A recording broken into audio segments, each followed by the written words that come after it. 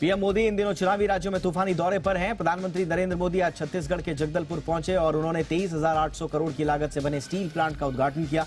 इसके बाद पीएम मोदी ने एक विशाल जनसभा को संबोधित भी किया। इस दौरान जातिगत जनगणना पर बोलते हुए प्रधानमंत्री ने कहा कि उनके लिए सबसे बड़ी जाति गरीब है। पीएम ने कहा कि कांग्रेस हिंदुओं को बांटकर देश को तबाह करना चाहती है। प्रधानमंत्री नरेंद्र मोदी छत्तीसगढ़ के बाद तेलंगाना के निजामाबाद पहुंचे। वहां पर उन्होंने 8,000 करोड़ रुपए के विकास परियोजनाओं का उद्घाटन किया। इसके बाद उन्होंने रोड शो में भी हिस्सा लिया। उनका यह दौरा महबूब नगर में रैली को संबोधित करने के 2 दिन बाद हो रहा है। इस रोड शो में आने वाले विधानसभा चुनाव के लिए काफी महत्वपूर्ण इसे माना जा रहा है। निजामाबाद क्षेत्र से मुख्यमंत्री केसी राव की बेटी के कविता के चुनाव लड़ने की उम्मीद है। बिहार सरकार की ओर से जारी किए गए जातिगत गणना का मामला सुप्रीम कोर्ट पहुंच गया है। इसके खिलाफ सुप्रीम कोर्ट में आज एक याचिका दायर की गई। इसे कोर्ट ने स्वीकार भी कर लिया है। हालांकि कोर्ट ने कहा कि वो अभी इस मामले में कोई टिप्पणी नहीं करेंगे। कोर्ट ने कहा कि 6 अक्टूबर को मामला सुनवाई के लिए लगा है, उस समय दलील सुनी जाएंगी। याचिकाकर्ता के वकील का कहना है कि बिहार सरकार ने पहले जातिगत जनगणना के आंकड़े सार्वजनिक न करने की बात कही थी। इससे पहले गणना जारी होने के बाद मुख्यमंत्री नीतीश कुमार ने बताया था कि 9 पार्टियों की राय से जातिगत जनगणना का काम हुआ है। कांग्रेस सांसद राहुल गांधी आज फिर से अमृतसर के स्वर्ण मंदिर में माथा टेकने पहुंचे। वहां उन्होंने सबसे पहले लंगर में महिलाओं के साथ सब्जी और लहसुन काटा और जूठे बर्तन धोए। इसके बाद उन्होंने हॉल में लंगर बांटा। इससे पहले उन्होंने देर रात 12 बजे तक सेवा की। 24 घंटे में वो तीसरी बार सेवा करने पहुंचे। इस दौरान राहुल गांधी ने पालकी साहिब के दर्शन भी किए। गुरु घर के द्वार बंद होने के बाद राहुल गांधी साफ सफाई की सेवा में जुट गए।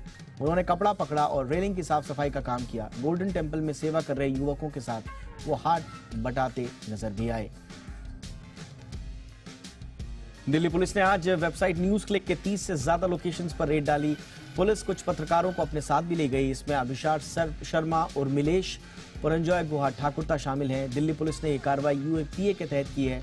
5 अगस्त को न्यूयॉर्क टाइम्स ने एक रिपोर्ट जारी कर बताया था कि न्यूज क्लिक को एक अमेरिकी अरबपति नोवेल रॉय सिंघम ने फाइनेंस किया है। वो चीनी प्रोपेगेंडा को बढ़ाने भारत समेत दुनिया भर में संस्थाओं को फंडिंग करता है। इस रिपोर्ट के आधार पर 17 अगस्त को न्यूज क्लिक के खिलाफ केस दर्ज भी किया गया था।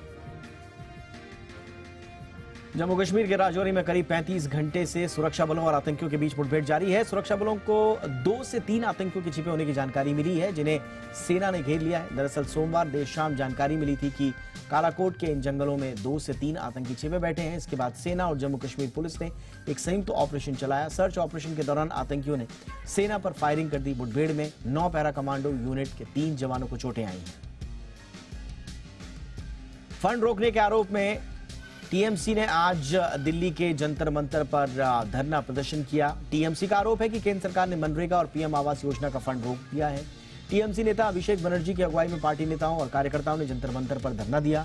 वहीं बीजेपी ने कहा कि लोकसभा चुनाव को देखते हुए टीएमसी दिल्ली में राजनीतिक कैंपेन चला रही है। बीजेपी नेता शुवेंदु अधिकारी ने ममता बनर्जी की पार्टी को गुंडों की पार्टी करार दिया। महाराष्ट्र के नांदेड़ में सरकारी मेडिकल कॉलेज में लापरवाही का बड़ा मामला सामने आया है। यहां के सरकारी अस्पताल में सिर्फ 48 घंटे में 31 मरीजों की मौत हो गई। इसमें 16 नवजात बच्चे भी शामिल हैं। नांदेड़ मामले को लेकर राज्य की शिंदे सरकार बैठक की टीम गठित कर रही है, जांच की बात कह रही है और इधर विपक्ष हमलावर है। इस मुद्दे पर एनसीपी सांसद सुप्रिया सुले ने राज्य सरकार की आलोचना करते हुए कई तरह के आरोप लगाए। अस्पताल ने मरीजों की बीमारी के बारे में जानकारी दी है और दावा किया है कि अस्पताल में नांदेड़ और बाहरी इलाकों से काफी मरीज आए थे। कुछ ऐसे भी मरीज थे जो अपने आखिरी वक्त में अस्पताल पहुंचे थे और गंभीर हालत में होने की वजह से ही इतने कम समय में इतनी ज्यादा लोगों की मौत हुई। सुप्रीम कोर्ट ने पूर्व आईपीएस अधिकारी संजीव भट्ट की 3 याचिकाएं खारिज कर दी हैं। संजीव भट्ट ने ड्रग्स जब्ती के मामले को लेकर ये याचिकाएं दायर की थी, लेकिन अदालत ने तीनों याचिकाओं को खारिज कर दिया और साथ ही हर याचिका पर 1-1 लाख रुपए का जुर्माना भरने का आदेश भी दिया। इसके अलावा पूर्व आईपीएस अधिकारी संजीव भट्ट को बार बार कोर्ट में याचिका दायर करने के लिए भी फटकार लगाई गई है। आपको बताएं कि संजीव भट्ट दायर याचिकाओं में एक मांग कर रहे हैं ड्रग्स जब्ती मामले में सुनवाई किसी दूसरी निचली अदालत में स्थानांतरित की जाए।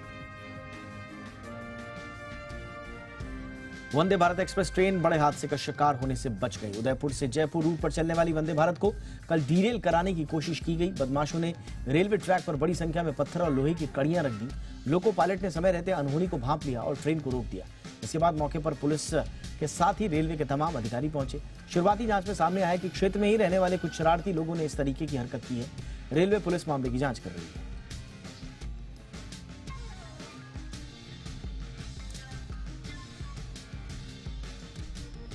और आइए अब शुरू करते हैं आज की हमारी कवर स्टोरी।